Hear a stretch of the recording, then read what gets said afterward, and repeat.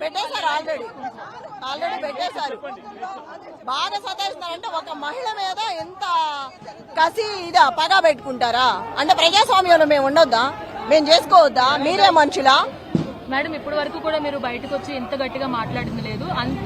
నాకంత బాధ వస్తుంది. మా భర్త చనిపోయి నేను బాధలో ఉంటే కూడా ఏ రోజు కూడా కల్పించుకోవాలా మాట్లాడాల. కానీ ఇవాళ కార్యకర్తల్ని పడేసి కొట్టి టేబుల్స్ పడేసి రౌడీయిజం చేస్తున్నారు. ఆ రౌడీ షీటర్లు కూడా బయట పెట్టి ఆళ్లతోనే కొట్టించి సమాధానం చెప్పమంటే FIR బుక్ చేస్తామంటున్నారు కార్యకర్తల మీద. అంత బెదిరింపులా? ఒక మహిళగా నన్ను నువ్వెవరో నిన్ను చూడు రేపు ఏం చేస్తాను అంటారా? అట్లా మాట్లాడతారా? అంటే ఒక క్యాండిడేట్ ని సవేరా దగ్గర బయట రోడ్డు మీద 150 మంది కూర్చున్నారు. నవీన్ యాదవ్ మనుషులు, వాళ్ళలో నల్లగా ఎత్తుగా ఉన్నాడు ఒక అబ్బాయి. రేపు చెప్తాను ఈ సంగతి అన్నాడు. ఏం చేస్తాడు? ఏం చెప్తాడు? ముందు నుంచి అనుమానం వ్యక్తం చేస్తా ఉన్నారు. 4 గంటల నుంచి 6 గంటల వరకు రిగ్గింగ్ జరుగుతుందని కూడా అనుమానం వ్యక్తం చేస్తారు. ఎలా? ఆల్రెడీ స్టార్ట్ అయింది.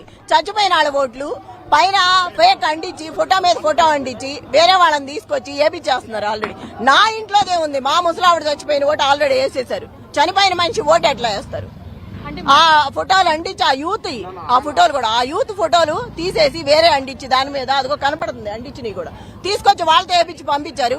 ఒక పెద్ద ఆవిడ వచ్చి నా ఓటు వేస్తారంటే కరెంటు బిల్లు తెస్తారా? ఓటు వేసినప్పుడు ఎవరైనా ఫస్ట్ టైం వింటున్నారని ఈ చరిత్రలో ఈ స్టేట్ లో బై ఎలక్షన్స్ లో ఫస్ట్ టైం వింటున్నాను. ఎంత అరాజకం ఫస్ట్ టైం చూస్తున్నా నేను. ఒక మహిళగా నన్ను ఇంత ఇబ్బంది పెట్టి ఏం చేసేది? అధిష్టానం అధికారం ఉందని ఎమ్మెల్యేలు మినిస్టర్లు విప్పులు ఒకళ్ళు కాదు మొత్తం తిరుగుతున్నారు. అంత కసేంటి అంత పగేంటి? అంటే ఓడిపోతానని భయంతోనా? ఒక ఓట్లు లేవని ముందు నుంచి ఎలక్షన్ కమిషన్ చెప్పింది. కానీ ఇప్పుడు ఓటర్ ఐడి కార్డులు అవన్నీ కూడా బయటపడ్డాను. తప్పు జరిగింది. దొంగ ఓట్లున్నాయి. ఆ రోజే బయట పెట్టాము. వెళ్ళి ఇచ్చొచ్చాం కూడా కంప్లైంట్. ఇవాళ కూడా ఇచ్చాము వెళ్ళి. కమిషనర్ గారు నేను రిక్వెస్ట్ చేశాను ఎలక్షన్ కమిషనర్ కి, దయచేసి ఒక మహిళగా నాకు అండ చెప్పైనా పర్వాలేదు, జెన్యూన్ గా ఉండండి. ఎంత జరుగుతుంది మీరు చూస్తూనే ఉంటారు టీవీలో.